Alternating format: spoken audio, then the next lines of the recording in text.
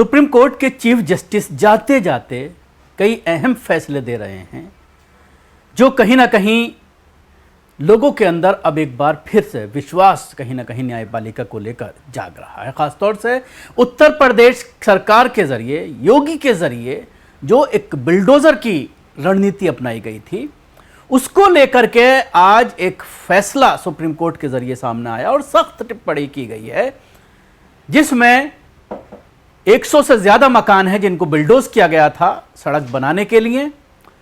उस मामले में सुप्रीम कोर्ट ने यह कहा है कि 25 लाख रुपए सरकार को देने होंगे।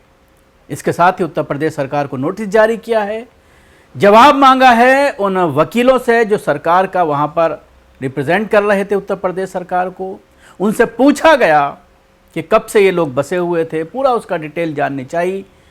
तो उसमें जो बचाव पक्ष के वकील थे जिनके घरों पर बिल्डोजर चलाया गया था, उन्होंने भी सुप्रीम कोर्ट से कुछ समय मांगा कि अगर आप डिटेल जानकारी चाहते हैं तो उसके लिए आपको कुछ समय देना होगा।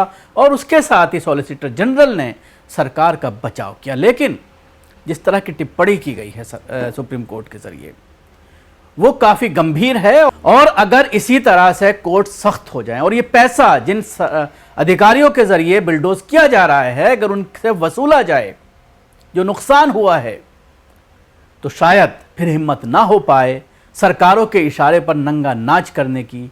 तब शायद इनको लगे कि अगर हम इस तरह की कार्रवाई करते हैं जो गैर कानूनी है, जो पूरी तरह से संविधान के खिलाफ है, कि अचानक किसी के भी घर पर बिल्डोजर लेकर के आप पहुंच जाइए और उसके पूरे परिवार को सड़क पर ला खड़ा करिए, तो इस मामले में सुप्रीम कोर्ट का ये फैसला। लेकिन अब सवाल इसके साथ ही ये भी खड़ा होता है कि जो किसी न किसी बहाने से मुसलमानों को निशाना बनाया जा रहा है उत्तर प्रदेश और ख़ासतौर से मध्य प्रदेश में जो बिल्डोज किए जा रहे हैं मकान क्राइम के नाम पर, क्या उस पर भी इसी तरह का कोई फैसला सुप्रीम कोर्ट देगा?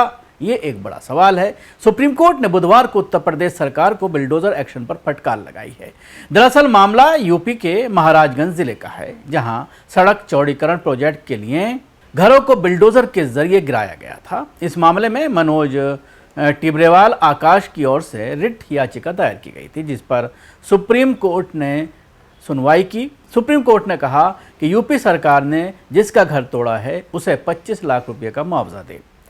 Chief justice of India DY Chandrachud ने कहा कि आप कहते हैं कि वो 3.7 वर्ग मीटर का अतिक्रमण था, हम इसे सुन रहे हैं लेकिन कोई प्रमाण पत्र नहीं दे रहे हैं, पर आप क्या इस तरह लोगों के घरों को कैसे तोड़ना शुरू कर सकते हैं? यह अराजकता है, किसी के घर में घुसना।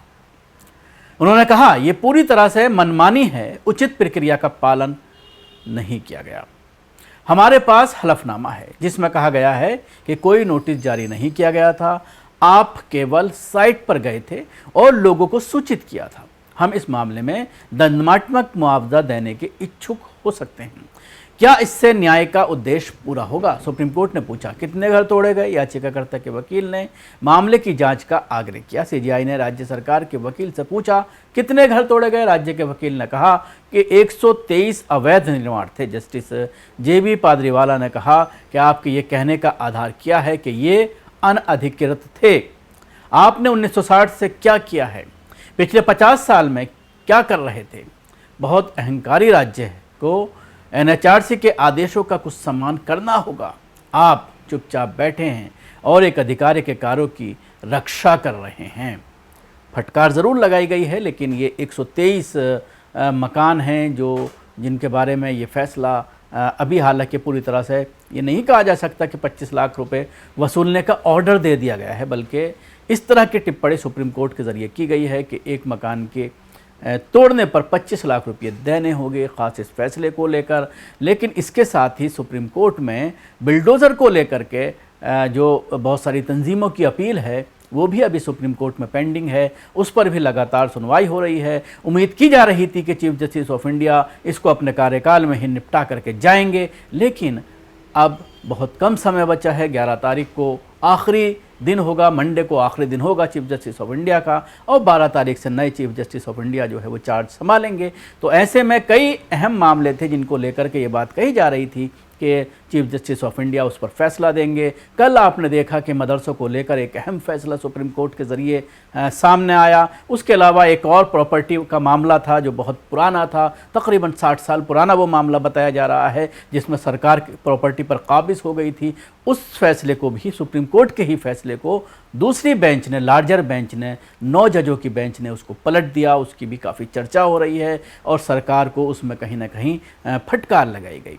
आज ये फैसला जो आया है 123 मकानों को लेकर के, और 25 लाख रुपए जो है जुर्माना लगाने की बात अभी वर्बली कही गई है। ऑर्डर हालांकि अभी नहीं दिया गया है, लेकिन उम्मीद की जा रही है कि क्या इस फैसले का असर उस वाले हियरिंग पर भी होगा, उस वाले मामले पर भी होगा, उस पिटिशन पर भी होगा जो काफ़ी एनजीओ के ज़रिए पिछले कई सालों से सुप्रीम कोर्ट में पेंडिंग है। बिल्डोज़र न्याय जिसको कहा जाता है गोदी मीडिया के ज़रिए, हालांकि वो कहा जा सकता है कि पूरी तरह से वो आतंक है।